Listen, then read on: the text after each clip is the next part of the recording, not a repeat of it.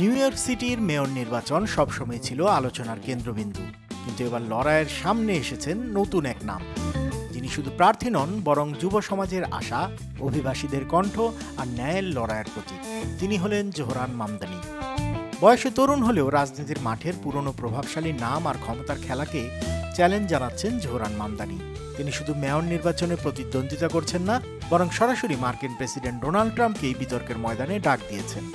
এই সাহসী পদক্ষেপেই জোহরান হয়ে উঠেছেন অনেক নিউ ইয়র্কবাসীর চোখে প্রকৃত হিরো।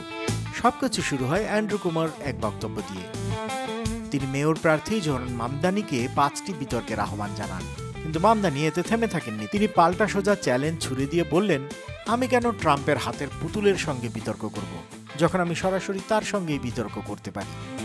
এই সাহসী ঘোষণার মধ্য দিয়ে তিনি যেন আমেরিকার রাজনীতিতে নতুন অধ্যায় খুললেন, যেখানে ভয় বা আপোষ নয়, বরং সরাসরি ক্ষমতার কেন্দ্রে গিয়ে প্রশ্ন ছুড়ে দেওয়াই হলো তার লড়াইয়ের অস্ত্র।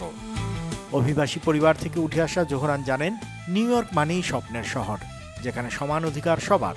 আর তাই তিনি ট্রাম্পের নীতিকে প্রকাশ্যে চ্যালেঞ্জ জানিয়ে বললেন, কেন নিউ ইয়র্কের ক্ষুধার্ত মানুষদের খাদ্য সহায়তা কমিয়ে কেবল কোটিপতি সমর্থকদের কর কমানোর দিকে ট্রাম্প ঝুঁকছেন।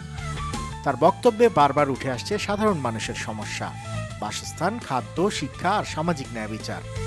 তাই নিউ ইয়র্কবাসীর অনেকেই মনে করছেন, জোহরান হচ্ছেন সেই নেতা যিনি কেবল রাজনীতির প্রতিযোগিতা নয়, বরং মানুষের ভবিষ্যতের জন্য লড়ছেন।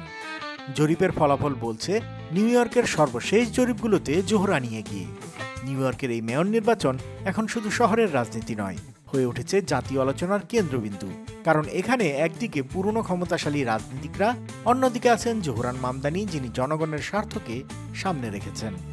ট্রাম্প স্পষ্ট বলেছেন, আমি একজন কমিউনিস্টকে মেয়র হতে দেখতে চাই না।